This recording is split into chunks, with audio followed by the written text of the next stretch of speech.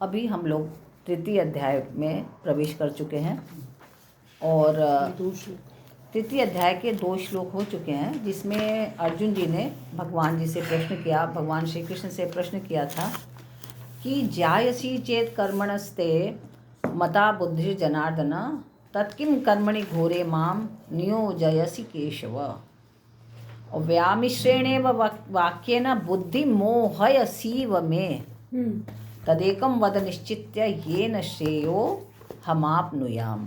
ये मतलब इसका क्या हुआ कि उन्होंने कहा कि हे जनार्दन, आपने जो इतनी बातें बताई कि बुद्धि वाली कि बुद्धि की बात, ज्ञान की बात, कि ज्ञान श्रेष्ठ है ज़्यादा कर्म से, तो आप मुझे केशव इस घोर कर्म में क्यों डाल रहे हैं, है ना। आप मुझे फिर घोर कर्म में मत डालिए, मेरे को ज्ञान में ही रहने दीजिए। मैं ज्ञान में ही जाकर ज़्यादा खुश रहूँगा, मैं युद्ध क्यों करूँ। तो यहाँ पर क्या हुआ कि अर्जुन जो है वो ये समझ नहीं सके, थोड़ा कंफ्यूज से हो गए कि बुद्धि योग और कर्म योग, जबकि भगवान ने तो ज्ञान योग और कर्म योग कहा है ना। लेकिन यहाँ पर थोड़ा अर्जुन कंफ्यूज हो गए। ये कंफ्यूज हो गए या ये कहिए कि बड़ी विनम्रता से वो पूछ रहे हैं कि भगवान श्री कृष्ण से कि मेरे समझ में नहीं आई जो आपने इतनी बातें बताई, क्योंकि मैं तो एकदम से समझ नहीं पा रहा हूँ कि मैं युद्ध करूँ कि नहीं करूँ, क्योंकि युद्ध अगर मैं करता हूँ तो इसमें तो बहुत हानि होगी और ये बहुत ही घोर कर्म है, निकृष्ट कर्म है उसको लग रहा है, इसलिए मैं ये कर्म नहीं करना चाह रहा हूँ। वो अपने कर्तव्य का भी त्याग करना चाह रहा है। अर्जुन क्यों त्याग करना चाह रहा है? क्योंकि वो उसको घोर कर्म समझ रहा है, निकृष्ट कर्म समझ रहा है इसको करने से। और भगवान ने जबकि पूर्व में समझाया है कि आप सम रह के ये काम करो, समत्वम योग उच्यते, कहा ना भगवान ने। लेकिन उसको वो क्या समझ रहा है कि ये बुद्धि योग है, तो मतलब बुद्धि से बड़ा जो है ज्ञान है, तो हम ज्ञान को महत्व दें, हम ऐसे कर्म क्यों करें फिर। तो इसलिए उसने कहा भगवान श्री कृष्ण से कि हे जनार्दन, आप मेरे को ऐसा मार्ग बताइए कि जो मेरे योग्य हो। मैं नहीं समझ पा रहा हूँ कि मैं ज्ञान के माध्यम से चलूँ कि कर्म के माध्यम से चलूँ, मैं एकदम समझ नहीं रहा, मेरी स्थिति बहुत ख़राब हो गई, मेरे को आप बताइए। तो भगवान श्री कृष्ण जो है व्यामिश्रेण वाक्येन, उन्होंने कहा ना कि जो आपके जो मिले हुए वचन है ना, ज्ञान और कर्म, ये सब जो मिले हुए वचन आपने जो बोला, उससे मेरे को बात ठीक से स्पष्ट नहीं हो रही, समझ में नहीं आ रही कि मैं क्या करूं। इसलिए आप मुझे समझाइए कि मुझे क्या करना चाहिए, मैं क्यों ऐसे कर्म को करूं। तो आगे भगवान कह रहे हैं आप, श्री भगवानुवाच लोकेस्मिन् द्विधा निष्ठा पुरा प्रोक्ता मया नघ ज्ञानयोगेन सांख्यानां कर्मयोगेन योगिनाम्। अब भगवान श्री कृष्ण कह रहे हैं अनघ मतलब निष्पाप अर्जुन। अब यहाँ पर निष्पाप अर्जुन भगवान श्री कृष्ण ने क्यों कहा कि जैसे कि अगर हमारे में कोई कमी रहती है, उस कमी को हम बड़ी विनम्रता पूर्वक आपसे कहें कि आप बताइए मेरे में ये कमी है, ये कैसे दूर हो सकती है। इसका मतलब कि आप एकदम निष्पाप होना चाहते हैं। आप जो है किन्हीं भी कमियों से युक्त रह के जीना नहीं चाहते। आप चाहते हैं कि हमारे में सारे दोष से मुक्त हो जाए, जो हमारे षड रिपु हैं उससे भी हम मुक्त हो जाए, एकदम निर्मल हो जाए हम। तभी आप भगवान से कहते हैं ना, किसी से भी कहते हैं कि अच्छा तुम बताओ, बहुत से लोग होते हैं कि अपनी कमियों को छिपा लेते, नहीं भाई हम तो क्रोध नहीं करते, आप किसी को बताओ, नहीं हम तो क्रोध करते ही नहीं, हम तो कामी भी नहीं है, हम तो लालची भी नहीं है, तुरंत कहेंगे, जबकि होंगे अंदर से, लेकिन एक्सेप्ट नहीं करेंगे, उसको स्वीकार नहीं करेंगे। लेकिन जो स्वीकार करता है वो क्या है? अनघ, अर्थात निर्दोष, है ना। तो इसलिए भगवान श्री कृष्ण ने अर्जुन को यहाँ पे कहा अनघ, हे निष्पाप अर्जुन, क्योंकि वो स्वयं पाप रहित होना चाहते हैं। इसलिए वो पूछे कि आप बताइए मुझे कि क्या कह रहे हैं, व्यामिश्रेण वाक्य ने, जो आपकी मिक्स जो मिली जुली जो आपकी बातें हैं उससे हम समझ नहीं पा रहे हैं कि क्या हमें क्या करना चाहिए। इसलिए भगवान यहाँ पे श्री कृष्ण भगवान अर्जुन को कह रहे हैं अनघ, हे निष्पाप अर्जुन, अस्मिन् लोके द्विधा निष्ठा, कि इस संसार में होने वाली 2 प्रकार की निष्ठा है। अब 2 प्रकार की निष्ठा क्या है कि यहाँ पर अर्जुन युद्ध नहीं करना चाह रहे हैं, है ना। तो वो क्या, उन्होंने समतावाचक बुद्धि शब्द का अर्थ क्या समझ लिया? ज्ञान। ज्ञान समझ लिया। जो बुद्धि शब्द का अर्थ यहाँ भगवान श्री कृष्ण ने करा था ना, कि यहाँ पर अपने हम लोगों ने पढ़ा था 39वें श्लोक में भगवान श्री कृष्ण ने कहा दूसरे अध्याय के, एषा ते भीता सांख्ये बुद्धिर योगे त्विमाम शृणु। बुद्धिर योगे ये कहा, जिसको उन्होंने ज्ञान कहा। और बुद्धिया युक्तो यया पार्थ कर्म बंधम न प्रहास्यसि, कर्म बंधम प्रहास्यसि, कि भगवान श्री कृष्ण ने कहा कि हे पार्थ, यह समबुद्धि तेरे लिए सांख्य योग में मैंने कहा, समबुद्धि, सम रहो कर्म करने में।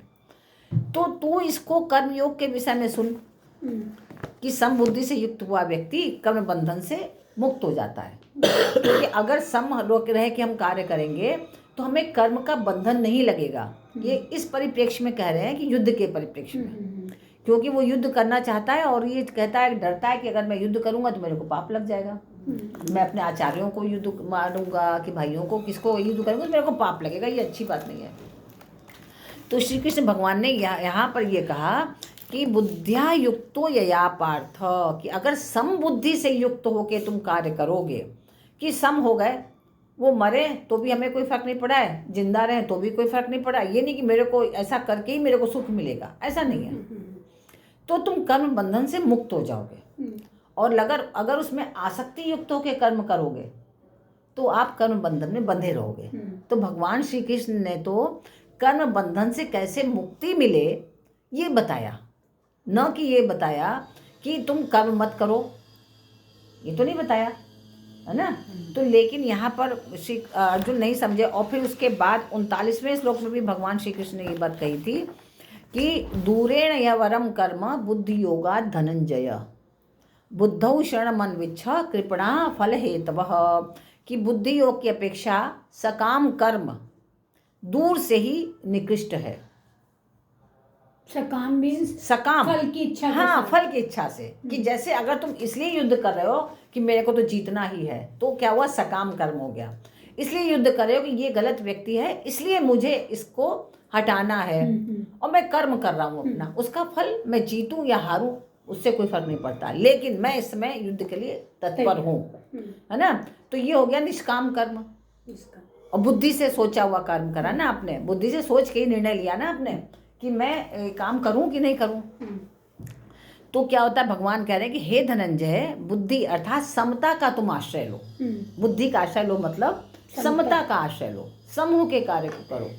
ये नहीं मत सोचो कि वो हमारा है, ये इसको मैं मारूं या नहीं मारूं, वो पराया है उसको मैं मार दूं, ये मत सोचो, सम रहो। जितने लोग भी गलत कार्य कर रहे हैं, तुम्हें युद्ध के लिए खड़ा किया गया तो तुम अपना धनुष्यबाण गांडीव उठाओ और उसके हिसाब से कार्य करो, उत्तिष्ठ।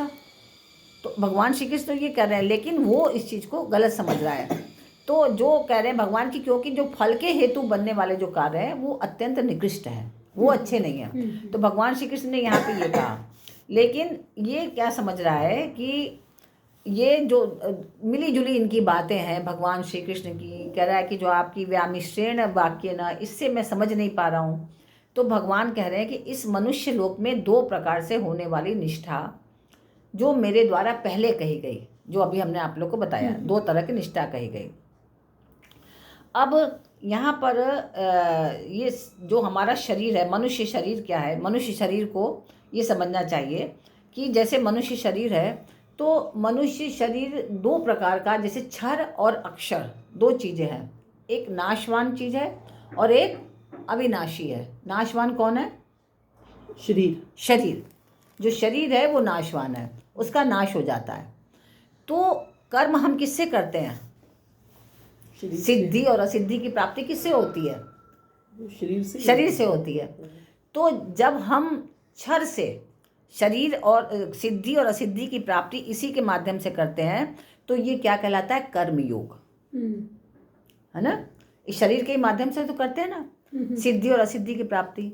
बुद्धि योग का उपयोग करके करते हैं, लेकिन करते तो इसी शरीर के माध्यम से हैं। तो इस शरीर के माध्यम से किया हुआ जो कार्य है तो उसकी प्राप्ति में या अप्राप्ति में सम रहना, जो कर्म हम कर रहे हैं उसकी प्राप्ति हो या हमें अप्राप्ति हो, उसमें हमें सम रहना, ये है कर्म योग। हाँ, तो ये है कर्म योग कि हम उसमें सम रहें। है ना, और चाहे आसक्ति रहित होकर कर्म करें, क्योंकि अगर हम आसक्ति से युक्त होकर कर्म करेंगे, अगर अर्जुन आसक्ति युक्त हो गया इसलिए तो दुखी है, इसलिए परेशान है, तो ऐसे ही हम लोग भी जो कर्म करते हैं तो आसक्ति से युक्त रहते हैं कि ये मेरा बच्चा है, थोड़ा सा रो रहा है, रो लेने दो, क्यों भाई रोने लेने दो उसको पे। आप देखो आजकल बच्चों को एकदम सतर्क होकर पालते हैं। बच्चा जिद अड़ रहा है कि मैं यहाँ से वहाँ नहीं जाऊँगा बिना टॉफ़ी दिलाऊँ, जरा सा रोने लगेंगे तो माँ बाप ऐसे चलो चलो कोई बात नहीं, चलो। आप देखो बहुत से स्ट्रिक्ट माँ बाप होते हैं, छोड़ देते हैं वहीं पर, रो तुम, और आगे बढ़ जाते हैं। तो धीरे धीरे बच्चा देख रहा है पहले आपको कि आप आगे बढ़ रहे हो कि नहीं बढ़ रहे हो। अगर बच्चे की जिद आपने मान ली, वहीं बच्चा और लेटेगा और फैलेगा और रोएगा। और अगर आपने बच्चे की बात नहीं मानी, आगे बढ़ गए, तो बच्चा धीरे धीरे करके आपके पास आ जाएगा, फिर दोबारा रोएगा नहीं। वो समझ जाएगा कि मेरी ये जिद चलेगी नहीं यहाँ पर। छोटा बच्चा भी समझ जाता है, बहुत छोटा बच्चा भी। अगर आप चाइल्ड साइकोलॉजी पढ़िए तो उसमें ये है कि बच्चे कोई जिद करे आप मानो ही नहीं, वो एक बार रोएगा, 2 बार रोएगा, खूब चिल्लाएगा, चिल्लाने दो, देखो ही मत, तो धीरे धीरे करके बच्चा रोना बंद कर देगा। धीरे धीरे करके बच्चे देखते हैं आँख बंद करके, कोई देख रहा है कि नहीं हमें, है ना, बहुत चालाक होते हैं। तो वो देखते हैं कि हमें कोई देख रहा है कि नहीं देख रहा है। तो आप अगर उस समय सम रह के काम करें, ये ना सोचें कि आपका बच्चा इतना लाडला है कि मैं इसको क्या करूं, पुचकार लूं, तो आप उसको बिगाड़ देंगे, आप उसका उत्थान नहीं करेंगे। अगर आप निर्मम होकर के, आसक्ति रहित होकर के, सब बच्चों के समान उसको भी देखेंगे, भाई क्यों रो रहे हो तुम, निरर्थक क्यों रो रहे हो, शांत हो जाओ, तो देखिए वो बच्चा थोड़े दिन बाद ऐसे मैच्योर होकर एकदम समझदार से आपका व्यवहार करेगा आपके संग, आप खुद आश्चर्यचकित रहेंगे कि कैसे बदल गया बच्चा। तो आपने क्या किया, आप वहाँ पर आसक्ति रहित होकर आपने कर्म को किया। आपने फल की इस बारे में नहीं सोचा कि अगर ये सोचने लगेंगे चिल्ला चिल्ला कर रोएगा बच्चा तो इसका दिल दुखेगा तो क्या, कुछ नहीं सोचा आपने। सोचा कि नहीं, इसके लिए हितकारी यही है, मैं अपना कर्म करूँ। तो ऐसे ही भगवान कह रहे हैं कि जो सिद्धि असिद्धि की प्राप्ति हो रही है कर्म में, और जो हम सम रह के काम कर रहे हैं, ये है कर्म योग, है ना। क्योंकि वो हम इसी शरीर से करते हैं। किस शरीर से करते हैं, जो नाशवान है, जो क्षर है, और जो अक्षर है, जो क्षर रहित है, उसके विषय में जब हम सोच के, जब अपने चित्त को, अपने कर्म को, अकर्म क्षर से विमुख हो जाते हैं, यानी कि नाशवान से विमुख होकर अविनाशी की तरफ जो चित्त को लगा लेते हैं, तब वो है ज्ञान योग। समझ में आई बात? थोड़ी थोड़ी आ रही है। एक तो आ गई, मतलब अगर हमने अपना शरीर के बारे में नहीं सोचा, मतलब जो हम आत्मा से सोचेंगे और भगवान में मन लगाएंगे, वो ज्ञान योग है। हाँ, क्षर मतलब नाशवान शरीर। तो जो नाशवान शरीर से अपने चित्त को हटा करके हर समय हम सोचते रहे हम कितने सुंदर लग रहे हैं, अपने शरीर के बारे में। अगर शरीर के बारे में सोचेंगे तो शरीर से संबंधित लोगों के बारे में ही सोचते रहेंगे। वो मेरा भाई, वो मेरा पिता, वो मेरी माता। वो जो शरीर के थ्रू हम कर्म करेंगे, चाहे हम फल की इच्छा नहीं करेंगे, वो तो फिर संसारिक कर्म करेंगे ना। हाँ, संसारिक कर्म, वो संसारिक कर्म होंगे ना, मतलब उन पे हमने करने हैं, वो भी वो तो इच्छा रहित होके करने हैं, सम रह के करने हैं। हाँ, और जो हम आत्मा के थ्रू करेंगे वो होंगे भगवान के कर्म, वो ज्ञान योग है। हाँ, वो ज्ञान योग है। उसमें भगवान है या कौन है इससे मतलब नहीं है, अविनाशी की तरफ, जो नाशवान नहीं है आपका, है ना। तो हमें अविनाशी, जो हम अक्षर, जो है अक्षर है, तो उसमें अक्षर में स्थित होना ज्ञान योग है। हम क्षर से विमुख हो गए, यानी कि जितनी भी नाशवान चीज़ें हैं उसमें हम अपने चित्त को नहीं लगा रहे हैं। मिल गया तो ठीक है, नहीं मिला तो ठीक है। नहीं, पर गुरुमान जब दर्द हो रहा हो कहीं पे, फिर तो सारा कुछ भूल ही जाता है, अपना ही शरीर याद रहता है। मतलब एक क्वेश्चन है कि जब हमारे मतलब कोई दर्द हो रहा है कहीं पे, जैसे मुझे कभी कभी रात को लगता है कि मुझे सांस नहीं आ रहा, तो फिर तो भगवान भूल ही जाते हैं, मतलब कोई भी चीज भूल जाती है, बिल्कुल आपने सही शरीर याद रहता है कि अब ये कष्ट है। हाँ, बिल्कुल आपने सही कहा। अब इसमें एक बात और है। अब आप बताइए कि कभी आप यहाँ पे पढ़ने के लिए आई और उस समय आपके सिर में दर्द या पेट में दर्द या कोई खांसी, कुछ भी ऐसी चीज़ हो रही है, तो जितनी देर आप चित्त लगा के एकदम पढ़ रही हैं, क्या उतनी देर आपको वो कष्ट अनुभव होता है?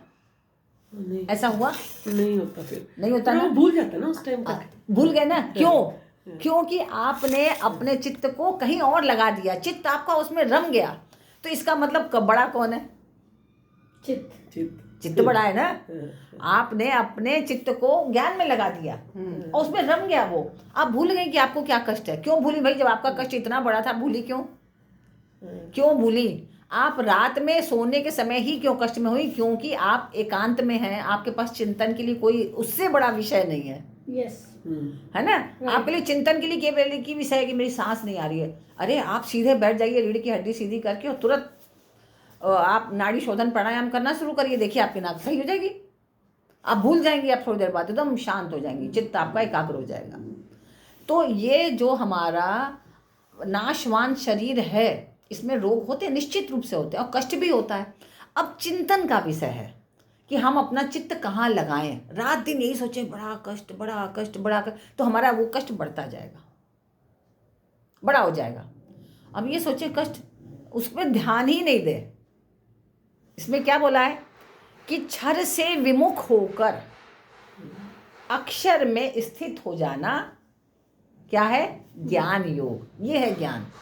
क्षर से विमुख हो जाओ। अब कष्ट तो होगा ही भाई, जो कष्ट है तो होगा, बस हमें विमुख होना है।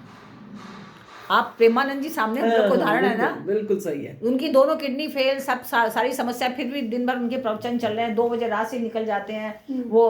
13 साल हो गए किडनी दोनों फेल। आप बताइए, अब शरीर 13 साल, हाँ 13 साल दोनों, सो एनर्जेटिक नहीं, और दोनों किडनी फेल, एक किडनी नहीं, दोनों किडनी फेल, जिंदा कैसे? डायलिसिस तो होता है, वो कहते हैं राधा रानी है मेरी जो वो जो भी नहीं, उन्होंने अपने चित्त को क्या किया? क्षर से हटाकर अक्षर में स्थित कर लिया है। और उनकी यहाँ पे भी कैलेंडुला लगी हुई है। एवरीबडी आस्क के तुम झूठ बोलते, दिखाया उनको, बट उनका अपना वो ट्रस्ट है, अपने ऊपर बिलीव है, मुझे जो लगता है उनको। वो क्षर से विमुख हो गया, अक्षर में। आपका क्या हाल है? वो कहते बिल्कुल सही करें कि मैं जो कर्म, मैंने जो कर्म किया, मैंने तो त्याग की भावना से किया, सम रह के किया। लेकिन मेरे लिए अगर कोई खराब कर्म कर रहा है तो आप कहेंगी मैं कैसे नहीं सोचूं? मैं तो सोचूंगी। उसने मेरे लिए गलत कार्य किया, मेरा सहयोग नहीं किया, मैंने उसके लिए इतना अच्छा किया, फिर भी खराब किया उसने। तो आपको उस समय ऐसा चिंतन करना चाहिए कि मेरे लिए महत्वपूर्ण कौन है, मैं या वो? तो मैं किसको समय दूँ? ज़्यादा समय मैं अपना किसको दूँ? मैं अपने को दूँ, अपने उत्थान में, या उसके विचार में? अपने को।